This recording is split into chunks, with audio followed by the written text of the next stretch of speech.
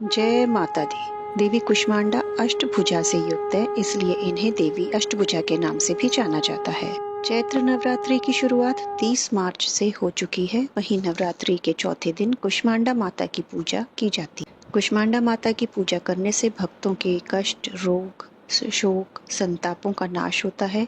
वहीं माता कुष्मांडा की पूजा करते समय इस व्रत कथा का पाठ करना जरूरी है, वरना कहते हैं कि पूजा अधूरी मानी जाती है। आइए जानते हैं इस व्रत कथा के बारे में। वीडियो में पहली बार आए हैं तो चैनल को सब्सक्राइब अवश्य कीजिए और वीडियो को शेयर ज्यादा से ज्यादा कीजिए, जिससे यह जानकारी हर जरूरतमंद तक पहुंच सके। और किसी की जरूरत का ख्याल रखना भी एक पुण्य का काम होता है। नवरात्रि के चतुर्थ दिन माँ कुष्मांडा जी की पूजा की जाती है। यह शक्ति जी का चौथा स्वरूप है, जिन्हें सूर्य के समान तेजस्वी माना गया है। माँ के स्वरूप की व्याख्या कुछ इस प्रकार है। देवी कुष्मांडा व उनकी 8 भुजाएं हमें कर्म योगी जीवन अपनाकर तेज अर्जित करने की प्रेरणा देती है। उनकी मधुर मुस्कान हमारी जीवनी शक्ति का संवर्धन करते हुए हमें हंसते हुए कठिन से कठिन मार्ग पर चलकर सफलता पाने को प्रेरित करती है। भगवती दुर्गा के चौथे स्वरूप का नाम कुष्मांडा है। अपनी मंद हंसी द्वारा ब्रह्मांड को उत्पन्न करने के कारण इन्हें कुष्मांडा देवी के नाम से जाना जाता है।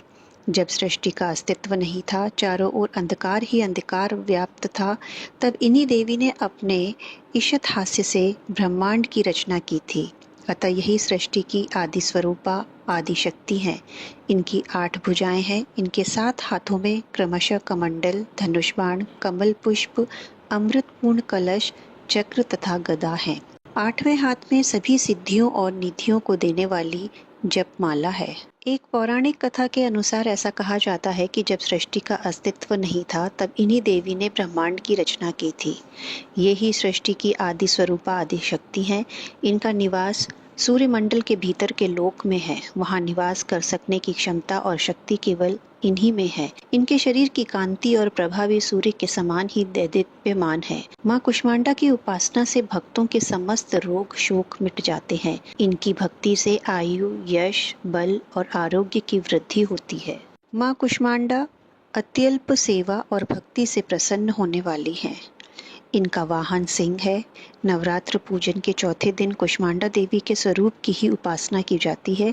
इस दिन माँ कुष्मांडा की उपासना से आयु, यश, बल और स्वास्थ्य में वृद्धि होती है। या देवी सर्वभूतेषु माँ कुष्मांडा रूपेण संस्थिता, नमस्तस्यै नमस्तस्यै नमस्तस्यै नमो नमः। माँ कुष्मांडा की पूजा करने से भक्तों को सुख और सौभाग्य मिलता है। देवी पुराण में बताया गया है कि विद्यार्थियों को नवरात्रि में माँ कुष्मांडा की पूजा जरूर करनी चाहिए। माँ दुर्गा उनकी बुद्धि का विकास करने में सहायक होती हैं।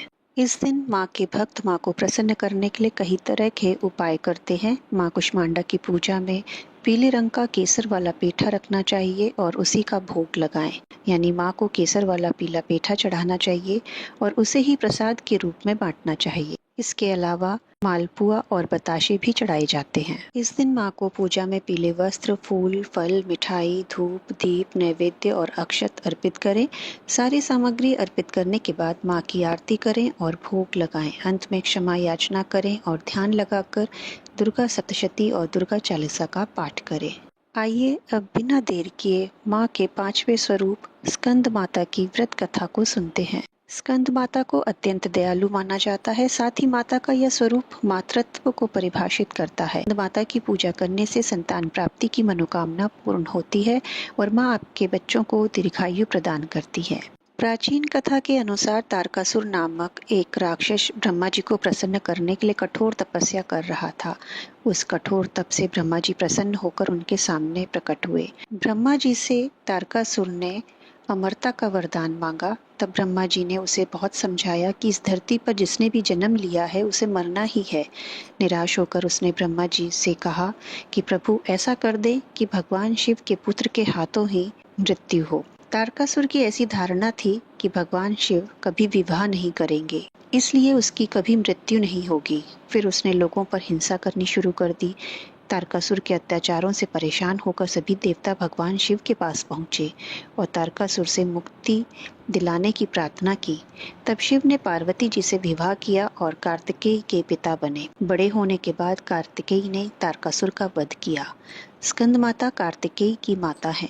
के विग्रह में भगवान स्कंद बाल रूप में इनकी गोद में विराजित है। माँ कमल के आसन पर विराजमान रहती है, इसीलिए इन्हें पद्मासन भी कहा जाता है और सिंह इनका वाहन है। शास्त्रों में इनका काफी महत्व बताया गया है। इनकी उपासना से भक्त की सारी इच्छाएं पूरी हो जाती हैं। भक्त को मोक्ष मिलता है। सूर्यमंडल की अधिष्ठात्री देवी होने के कारण इनका उपासक अलौकिक तेज और कांतिमयी हो जाता है। अतः मन को एकाग्र रखकर और पवित्र रखकर इस देवी की आराधना करने वाले साधक या भक्त को भवसागर पार करने में कठिनाई नहीं आती है। माता की पूजा से मोक्ष का मार्ग सुलभ होता है। यह देवी विद्वानों और सेवकों को पैदा करने वाली शक्ति है, यानी चेतना का निर्माण करने वाली है।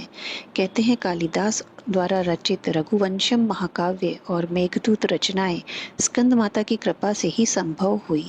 अगर माँ के प्रिय भोग की बात करें तो स्कंद माता को केले का भोग अति प्रिय है। आप माता रानी को खीर का भोग भी लगा सकते हैं।